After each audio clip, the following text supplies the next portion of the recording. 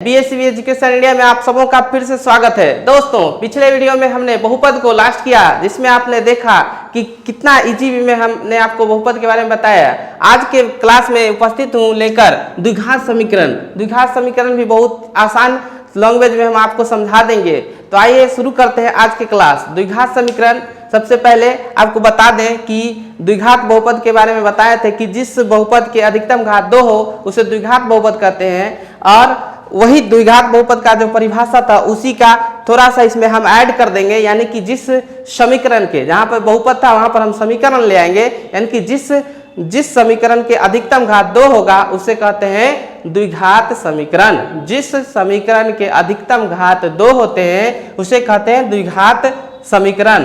समीकरण और बहुपद दोनों में अंतर क्या है कि समीकरण में इक्वल में 0 होते हैं, जबकि बहुपद में इक्वल में 0 नहीं होते, यानी बराबर में अगर 0 दे दें, जैसे कि यहाँ देख रहे हैं कि x² + 2x + 3 = 0, तो ये बन गया द्विघात समीकरण। लेकिन अगर यहाँ से 0 हटा देते तो ये फिर क्या होगा, द्विघात बहुपद कहलाएगा। और दूसरा उदाहरण देखिए, y² - 4x - 4 = 0, तो ये भी क्या है, ये भी क्या है, द्विघात समीकरण है दोस्तों। फिर तीसरा है x² - 4 = 0, ये भी क्या है, द्विघात समीकरण। क्यों? क्योंकि अधिकतम घात 2 इसमें भी है, इसमें अधिकतम घात 2 है, इसमें भी अधिकतम घात 2 है। तो द्विघात समीकरण के बारे में जाने। अब आइए हम आपको बताते हैं द्विघात समीकरण के मानक रूप, व्यापक रूप। तो द्विघात समीकरण के मानक रूप के बारे में जानते हैं। ax² + bx + c = 0। इसको दोस्तों, इसको द्विघात समीकरण के व्यापक रूप या मानक रूप कहते हैं। ax² + bx + c = 0 को दोस्तों general form of quadratic equation, that is द्विघात समीकरण के व्यापक रूप या मानक रूप कहते हैं। तो ये व्यापक रूप क्यों कहते हैं? क्योंकि इसमें यदि x का मान पुट किया जाए तो यहाँ पे जो x का मूल जो है प्राप्त हो जाएगा, इसलिए इसको व्यापक रूप कहते हैं।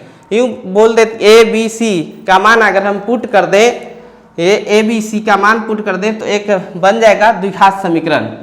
यहाँ पर लिख सकते हैं, जहाँ ABC एक वास्तविक संख्या है,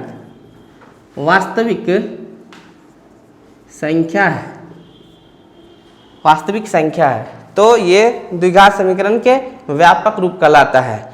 अगर बहुपद रहता तो इसके बराबर में हम 0 नहीं देते, जैसे जो कि हम पिछले वीडियो में बताए हैं बहुपद में।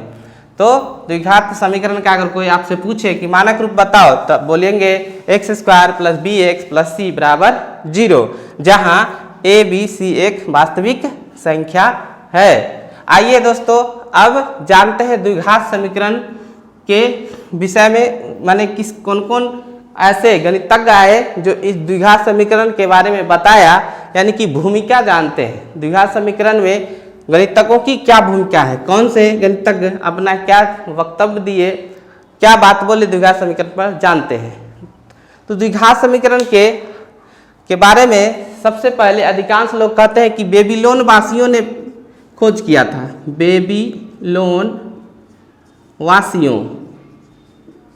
बेबीलोन वासियों ने द्विघात समीकरण के बारे में हल को बताया था। क्यों? क्योंकि वे जानते थे कि दो संख्याओं को हम कैसे ज्ञात कर सकते हैं। यदि उनका वियोगफल और उनका गुणनफल पता हो तो हम कैसे पता लगा सकते हैं, कैसे ज्ञात कर सकते हैं। इसलिए द्विघात समीकरण के खोज का श्रेय सर्वप्रथम किसको जाता है, तो बेबीलोन वासियों को जाता है। अब इसमें महत्वपूर्ण गणितज्ञ कौन थे, आइए जानते हैं। तो दोस्तों, आइए द्विघात समीकरण के भूमिका के बारे में जानते हैं। भूमिका में देखिए लिखा हूं मैंने, यूनानी गणितज्ञ यूक्लिड ने लंबाइयां ज्ञात करने की एक ज्यामितीय विधि विकसित की, जिसको हम वर्तमान शब्दावली में द्विघात समीकरण के हल कहते हैं। यानी कि यूनान के गणितज्ञ थे कौन, यूक्लिड, जिसे ज्यामिति के पिता भी कहते हैं। इन्होंने ही लंबाई ज्ञात करने की एक ज्यामितीय विधि विकसित की, जिसका नाम पड़ गया, वर्तमान शब्दावली में इसको सब क्या नाम रख दिए, द्विघात समीकरण के हल कहते हैं, मान द्विघात समीकरण के हल। तो इसका मतलब है कि द्विघात समीकरण में इनका भी योगदान है, यूक्लिड का भी। उसके बाद अब व्यापक रूप से द्विघात समीकरण को हल करने का श्रेय सर्वप्रथम प्राचीन भारतीय गणितज्ञों को जाता है। वैसे द्विघात समीकरण को सर्वप्रथम हल करने का श्रेय हम बता दिए कि बेबीलोन वासियों का है, अधिकांश लोगों का यही कहना है, लेकिन सभी लोग नहीं कहते हैं, अधिकांश लोग ही कहते हैं। और लोगों का कहना है कि द्विघात समीकरण का जो हल किया ये भारत के ही गणितज्ञ, भारतीय गणितज्ञ ने ही हल किया है सर्वप्रथम। और यहाँ देखें तो इसमें भूमिका किनका है? ब्रह्मगुप्त का। ब्रह्मगुप्त जिनका जन्म 598 ईस्वी में हुआ और इनकी मृत्यु 665 ईस्वी में। इन्होंने x² + bx = c का एक स्पष्ट सूत्र दिए थे। x² + bx = c एक स्पष्ट सूत्र का प्रतिपादन किसने किया आप दोस्तों? ब्रह्मगुप्त। अभी थोड़ा देर पहले लिखे हैं कि द्विघात समीकरण का मानक रूप बताइए या व्यापक रूप बताइए, अगर पूछे तो आप क्या बताते हैं? x² + bx + c = 0। उसी को इन्होंने क्या किया, प्लस c को ना बराबर को उधर ले गए और रख दिए और कह दिए कि ये क्या है? एक स्पेशल सूत्र है, विशिष्ट सूत्र है ब्रह्मगुप्त ने। यानी कि यूं कह ले कि व्यापक सूत्र किसने दिया? तो ब्रह्मगुप्त ने दिए हैं। द्विघात समीकरण के व्यापक सूत्र किसने प्रतिपादित किया? ब्रह्मगुप्त। बाद में श्रीधाचार्य ने जो 1025 ईस्वी में जन्म हुआ एक सूत्र दिए,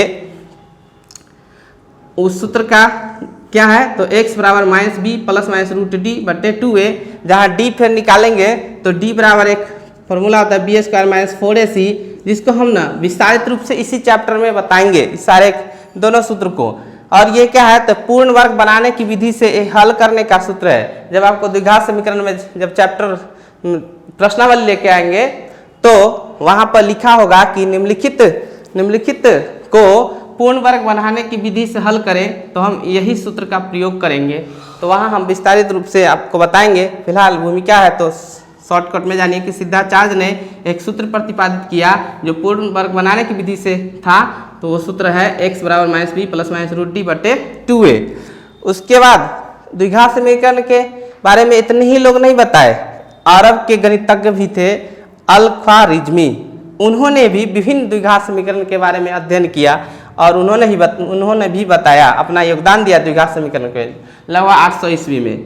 उसके बाद अब्राहम बार हा नासी यूरो ने 1145 ईस्वी में छपी अपनी पुस्तक लिबर इम्बाडोरम में विभिन्न द्विघात समीकरणों के पूर्ण हल दिए। तो ये सारे गणितज्ञों ने द्विघात समीकरण के बारे में अपना अपना योगदान दिए। तो दोस्तों आज के क्लास को हम यही समाप्त करते हैं। हमें कमेंट करके जरूर लिखिएगा कि आज का क्लास आपको कैसा लगा। तो तब तक के लिए हमें इजाज़त दीजिए। आप जहाँ रहें स्वस्थ रहें, सुरक्षित रहें। जय हिंद, जय भारत।